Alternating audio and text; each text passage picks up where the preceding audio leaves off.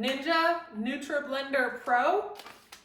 It comes with 2 travel containers that you can actually just mix with and then take with you, because it has a little lid that you can close up.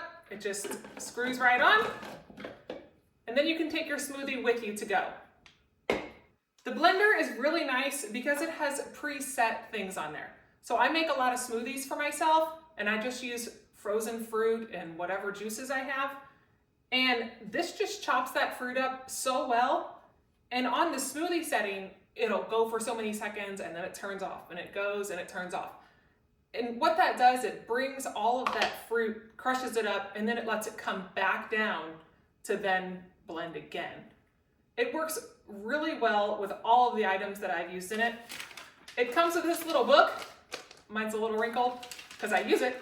But it has all sorts of different cocktails, mocktails, frozen hot chocolates, just a lot of different recipes in here that helps you then create your own drinks. So when looking at the item, as you have your fruits and vegetables or whatever items you're wanting to mix up, this blade area here just screws into the top. Just make sure you get that secured, and then you set it on here.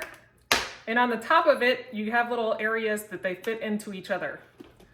The bottom of the machine has these silicone grips, so that way it won't rotate off or fall off. It does stick on to the surface. Whenever you're ready to blend, you just push down a little bit and turn, and then it allows the screen to turn on here. And even though there's nothing on here, I'm going to go ahead and show you how this works. So you can crush. I can stop that here. The smoothie does the same thing as the crush. It is just a different setting for how long this blade will spin before it turns off.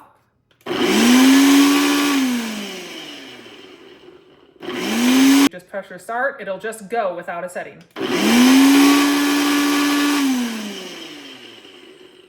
And then of course your pulse, where it'll turn on and off as you push the button.